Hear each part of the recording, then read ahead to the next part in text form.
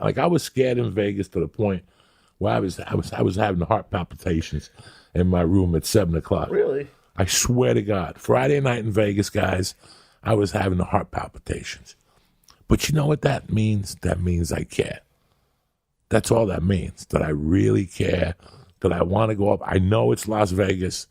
I know people bought plane tickets. I know people got rooms. I know people are going to other shows. I'm one of the many things they're doing, and I don't want to let them down.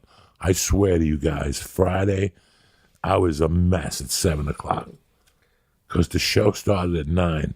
I couldn't wait to get that show started. My heart was pounding so much, I didn't eat dinner. I took blood pressure medication, and I doubled up on an aspirin. I'm like, I'm not going to make it tonight. Jesus. I was like, I'm not going to make it through tonight. This is too much. So I got up I went in the shower, and guess what I did? I walked around the hotel, but on the 28th, and then I walked the stairs to the 29th floor, and I walked downstairs to the 27th floor, and I just walked around. I didn't think about the set. And then I met security upstairs at 8:45. They're like, where are you coming from? You're not in your room? I was like, I was downstairs in the lobby. No, I wasn't.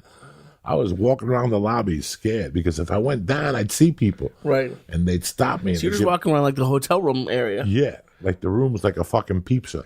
Like Harvey Weinstein would at Con. You know what I'm saying? Oh, my God. I'm walking through the hotel lobby. So I went from the 28th floor to the 27th floor to the 26th floor. And then I walked back up to the 28th floor. And if that wasn't going to kill me, nothing was. Because I hate stairs more than anything in life. You understand me? I fucking hate stairs. I didn't take the elevator up. I forced myself to walk up the stairs, and my anxiety went away. And then once I saw Dean and the club manager and security, then we had another long walk, and that helped ease my nerves a little more. It's amazing how fear plays into my world and how, what you guys don't understand is for years, I try to teach my daughter has a problem around dogs. Guess who had the same problem? I did. And I try to tell her that people read fear. People really read fear. I learned how to not, I was always scared. Till this day, I'm scared. But when I used to walk around the Bronx, when I was a 5-year-old and a 6-year-old, I was petrified. I was petrified I was going to get kidnapped. I was petrified of getting hit or somebody hit me with a car. I was always scared of things that you shouldn't be thinking about. But the thing I was scared of the most was dogs. And I would react funny to dogs. So because of that fear to dogs, I always got bit. And I couldn't, and I started getting bit by dogs when I was around 4. Jesus. And it went till the age of 8. How many times did you get bit? I probably got bit, without exaggeration.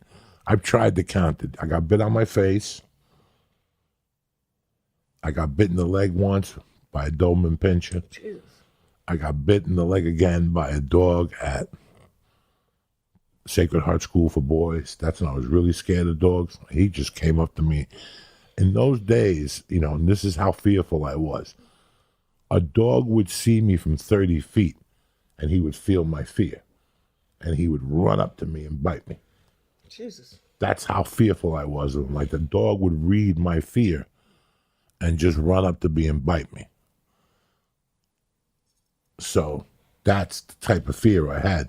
So somewhere along the line at an early age, I had to learn how to control my fear from within, from inside. I had to, my heart would beat and I would get crazy and that dog would read my fear and he'd come up to me. And in my business, I can't let the audience know I'm scared. By the time I get there and I get involved and I smoke that joint in the green room and I talk to the club manager and then I listen to the guy in front of me doing comedy, then the fear levels down a little bit. Every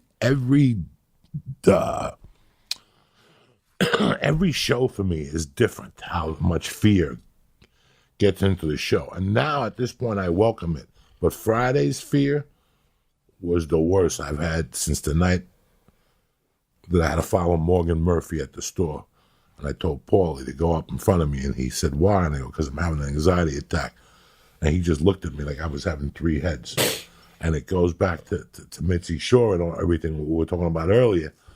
But the fear I had to contain it at a young age. And I still have the same fear. Like, then my mother died and all this stuff happened to me. But you don't think I had fear when I walked into that prison? You don't think I've always had fear, and I've always learned how to control it, but I've always learned how to flip it. Like, I've always learned how to flip it into self-confidence, even though I don't have any self-confidence.